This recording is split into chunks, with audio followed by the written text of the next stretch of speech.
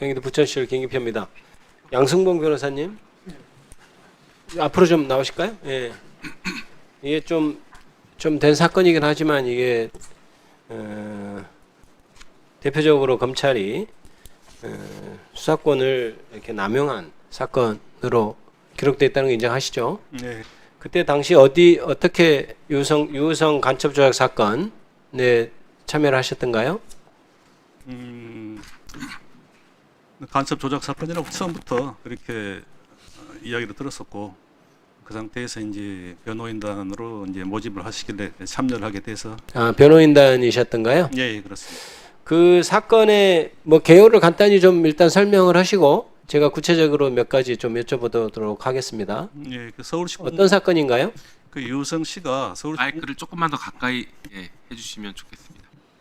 그 탈북자 출신의 그 유성 씨가 서울시 공무원에 재직하고 있을 때 남한의 이제 탈북자 정보를 3회에 걸쳐서 북한에 전달하는 등 9개의 간첩죄로 이제 기소가 된 사건이었습니다. 결국 간첩죄로 기소가 됐죠. 예. 유성 씨가. 예, 기소가 됐는데 이제 그게 무려 이제 9개나 기소가 됐었는데 그게 이제 1심에서 전부 무죄가 났었고요. 이제 항소심 과정에서도 이제 무죄가 났는데 이제 그 과정에서 국정원이나 이제 거기서 이제 증거를 위조해서 제출한 것 때문에 이제 굉장히 이제 국정과 검찰이 많이 비난을 받았던 사건이고, 그다음 그 뒤에 이제 그 와중에 또 유성 씨에 대해서 외국환 거래법하고 거의 위계관 공무집행 방해죄로 이제 기소가 됐던 그런 사건인데, 그거는 또 외국환 거래법은 공소권 남용이라는 우리나라에서 최초로 보복 기소를 인정한 그런 사례가 되었습니다. 일단 이 사건은 크게 두 가지 줄기죠. 하나는 국정원과 검찰이 합세해서라고 표현해도 맞을 것 같은데 합세해서 구체적으로 간첩 사건 관련해서 증거를 조작했다는 거고. 근데 예. 중국 관련 무슨 서류였죠? 그게 예, 출입국 기록이었습니다. 출입국 기록이었던가요? 예, 예. 그 증거를 조작해서 결국 기소에까지 이르렀던 것이고, 그것이 나중에 발각이 돼서 이제 최종 무죄 선고가 났죠. 예, 예. 그런데 문제는 그 다음에 사건이 좀 더 문제가 있다고 저는 보여지는데, 이른바 보복 기소라고 하는 면이지 않습니까? 예, 예. 그거에 대해서 어떤 보복 기소였다는 거죠? 그게 2014년 2월 달에 이제 중국에서 해신이 왔어요. 검찰 측 제출에 출입국 기록이 위조됐다. 이 해신이 와서 굉장히 시끄러웠거든요. 네. 그래서 뭐 국정원장이라든지 대통령도 이제 사과를 하고 이제 그런 상황이었는데, 이제 탈북자 단체에서 유성 씨에 대해서 두 개의 이제 외국환 거래법하고 위계관 공무집행 방해로 고발이 됐어요. 네. 고발이 되자마자 그 사건은 원래 검찰들이 조사하지도 않습니다. 그리고 옛날에 불기소가 됐기 때문에 그냥 각하하는 사건이에요. 근데 대검찰청에서 그냥 수사관 3명, 4명 동원하고 그냥 중앙지검에서 조직적으로 굉장히 심하게 조사를 해버리더라고요. 잠깐만요. 그게 그 사건을 다시 제기하게 된 것이 고발이 또 이루어졌다는 말씀인가요? 예, 탈북자 단체에서 고발을 했었습니다.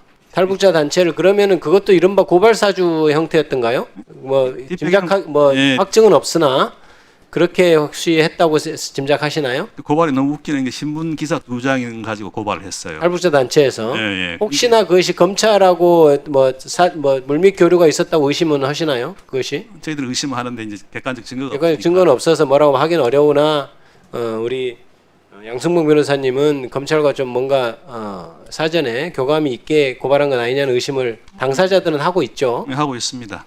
그런데 그것이 촉발이 돼서 이미 기소유예 처분됐고 사실 처벌조차 하지 않았던 게 다시 수사가 됐다는 건가요? 2010년에 불기소가 됐었거든요. 네. 근데 이제 2014년에 아까 말씀드렸던 증거 조작이 밝혀지니까 4월경부터 시작해서 굉장히 대대적으로 조사를 하더라고요.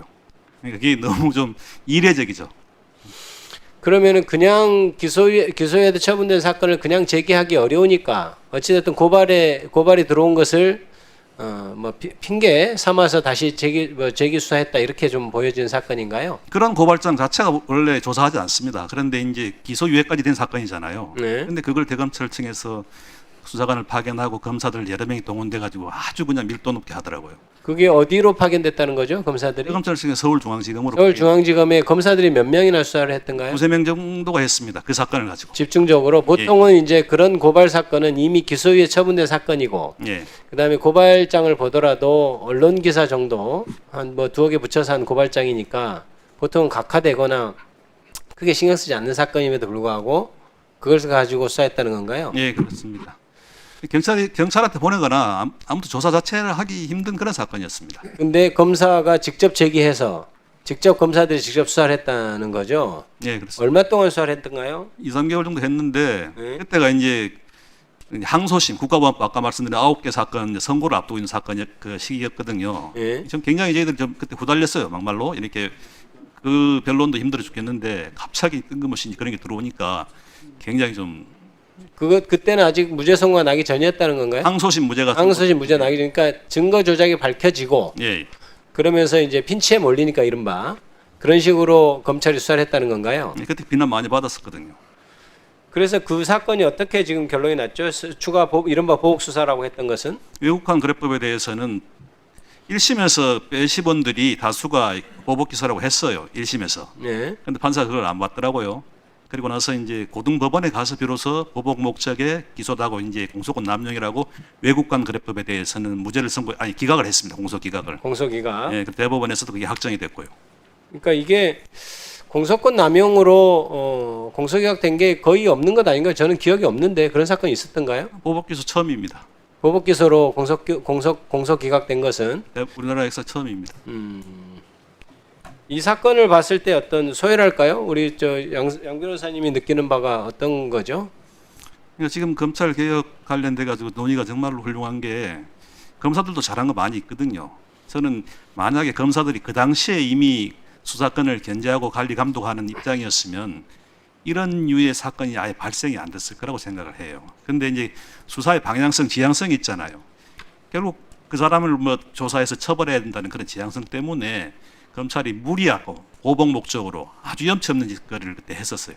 그러면 양 변호사님께서 보시기에 그 어떤 그런 무리한 기소에 무리한 보복 수사가 된 것이 검찰의 어떤 수사 개시권의 문제라고 생각을 하시는가요? 아니면은 여러 가지 검찰의 다른 복합적인 요인이 있다고 생각하시는가요? 국가보안법 사건에서 검찰이 제 역할을 안 했었거든요. 왜냐하면 그 사건이 굉장히 좀 지금 지나고 보면 좀 터무니없는 게 그 북한 지역에 있는 그 연선이라 해야 되나요? 북한 경계 지역에 사는 분들은 중국 기지국 이용해서 전화가 됩니다. 네. 그리고 지금도 탈북자분들이 북한에 있는 가족들하고 연락을 주고받거든요. 네. 그런데 이제 그 간첩 사건의 내용이 뭐냐면 그 탈북자 명단을 여동생이 밤에 두만강을 막 새벽에 넘어다니면서 탈북자 명단을 넘겼다는 거예요. 네. 너무 웃기잖아요. 네. 지금도 사진 찍어가지고 그냥 바로 보내볼 수 전송이 있는데 됐는데. 네. 그걸 이제 국정원에서 그런 식으로 이제 맞춰가지고 그 3회에 걸쳐서 두만강을 왔다 갔다 하면서 이제 간첩죄를 했다고 하는데 예를 들면 그 당시에 이제 검사가 수사권을 견제하거나 관리 감독하는 지휘였다면 얼마나 터무니없겠어요. 이런 수사가. 그때 이미 이제 견제가 될 수 있었는데 그러지 못했다는 것은 검사도 보충 수사를 하면서 계속 여동생을 조사해가지고 유죄로 만들어 나갔었거든요. 유성 씨에 대해서. 그러니까 자기들이 거기에 대해서 이제 객관적인 입장이 안 되는 거죠. 못 되는 거죠. 그래서 저는 지금 이 논의가 굉장히 좀 중요하다고 생각을 합니다.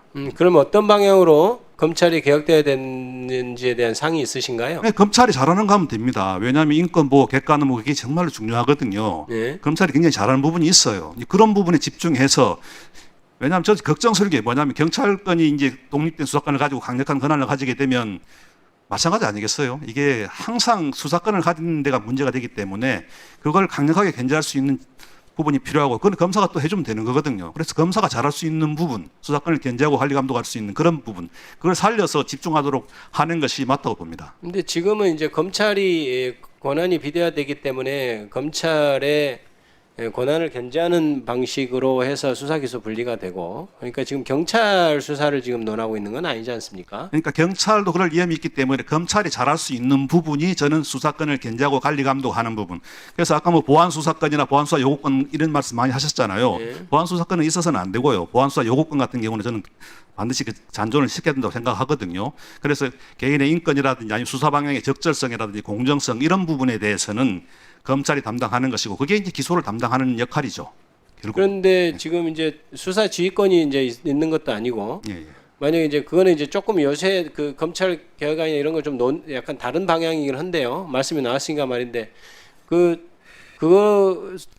통제라고 지금 표현했나요? 저는 제가 말씀드린 것은 보안 수사권하고 보안 수사 요구권인데 네. 보안 수사권은 저는 없어야 된다고 보거든요. 있어야 된다고 생각하고. 예, 보안 수사 요구권은 있어야 된다고 생각하는 사람입니다. 그럼 요구권 자체로 충분히 그것은 뭐 견제라고 표현하셨으니까 제가 그 표현을 쓴다면 가능하다고 생각하신가요? 그 부분은 제가 말씀드리기가 힘든 것이 뭐냐면 저희들이 그 일선의 현장에서 뛰고 보면은 그런 부분 있잖아요. 이 검찰 개혁이 이루어지고 나서 그 뒤에 일어날 부분에 대해서도 정말로 앞으로 이제 뭐 국회뿐만 아니고 여러 군대에서 이제 미리 준비를 해서 그런 어떤 문제가 좀 안 생기도록 준비를 해야 되지. 그건 좀 예측하기 좀 힘들어요, 솔직히 말씀. 아무래도 지금 현재 시점에서는 검찰이 수사 기소를 권을 다 갖고 있어가지고 그동안의 수사 효율성만을 강조해서 권한이 좀 집중된 면이 있었고 그 부분에 대한 어떤 견제를 어떻게 이루어낼 것인가 하는 점에 지금 개혁안이 초점이 맞춰져 있는 것입니다. 그래서 예, 예. 검찰 개혁이 당연히 그 필요성을 인정하시는 거 특히 유성 사건만 봐도 그렇잖아요. 예, 예. 그런 부분 인정하시는 것 같고 다만 아까 얘기하는 무슨 이건 지금 방향과 좀 다른 부분이긴 한데 경찰 문제를 또 얘기하시는데 그 부분은 보안수사 요건을 충분하다 이렇게 지금 생각하시는 거죠? 충분한지 그거는 솔직히 아, 장담 또 못 드리겠지만 논의해봐야 된다는 취지신가요? 걱정이 많아서 그렇습니다. 예. 네, 잘 알겠습니다. 이 정도로 하겠습니다. 예. 네, 수고하셨습니다.